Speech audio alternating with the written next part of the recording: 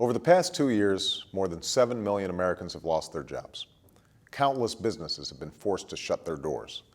Few families have escaped the pain of this terrible recession, and rarely does a day go by that I don't hear from folks who are hurting.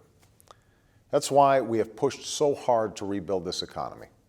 But even as we work tirelessly to dig our way out of this hole, it's important that we address what led us into such a deep mess in the first place.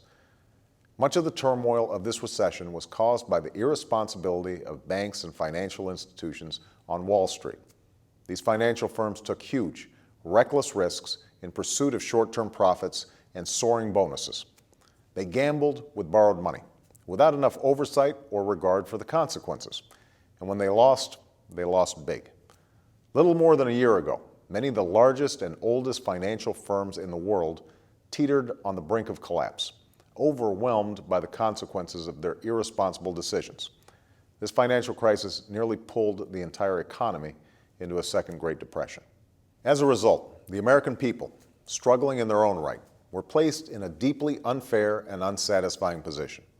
Even though these financial firms were largely facing a crisis of their own making, their failure could have led to an even greater calamity for the country as a whole. And that's why the previous administration started a program, the Troubled Asset Relief Program, or TARP, to provide these financial institutions with funds to survive the turmoil that they had helped unleash. It was a distasteful but necessary thing to do.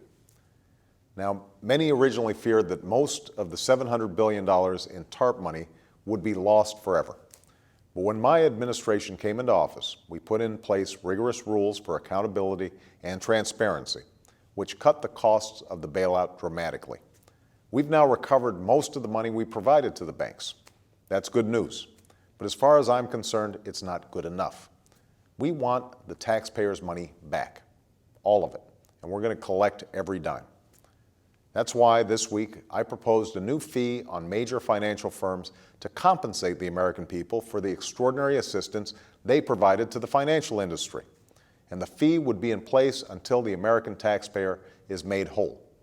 Only the largest financial firms with more than $50 billion in assets will be affected, not community banks. And the bigger the firm and the more debt it holds, the larger the fee. Because we are not only going to recover our money and help close our deficits, we are going to attack some of the banking practices that led to the crisis.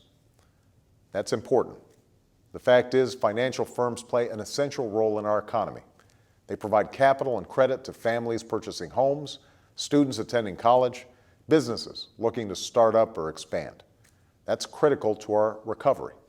That's why our goal with this fee and with the common sense financial reforms we seek is not to punish the financial industry. Our goal is to prevent the abuse and excess that nearly led to its collapse. Our goal is to promote fair dealings while punishing those who game the system, to encourage sustained growth while discouraging the speculative bubbles that inevitably burst. Ultimately, that's in the shared interest of the financial industry and the American people. And of course, I would like the banks to embrace this sense of mutual responsibility. So far, though, they have ferociously fought financial reform. The industry has even joined forces with the opposition party to launch a massive lobbying campaign against common sense rules to protect consumers and prevent another crisis. Now, like clockwork, the banks and the politicians who curry their favor are already trying to stop this fee from going into effect. The very same firms reaping billions of dollars in profits and reportedly handing out more money in bonuses and compensation than ever before in history are now pleading poverty. It's a sight to see. Those who oppose this fee say the banks can't afford to pay back the American people without passing on the costs to their shareholders and customers. But that's hard to believe when there are reports that Wall Street is going to hand out more money in bonuses and compensation just this year than the cost of this fee over the next 10 years. If the big financial firms can afford massive bonuses, they can afford to pay back the American people. Those who oppose this fee have also had the audacity to suggest that it's somehow unfair, that because these firms have already returned what they borrowed directly, their obligation is fulfilled. But this willfully ignores the fact that the entire industry benefited not only from the bailout, but from the assistance extended to AIG and to homeowners, and from the many unprecedented emergency actions taken by the Federal Reserve, the FDIC, and others to prevent a financial collapse. And it ignores a far greater unfairness, sticking the American taxpayer with the bill. That's unacceptable to me and to the American people. We are not going to let Wall Street take the money and run. We're going to pass this fee into law.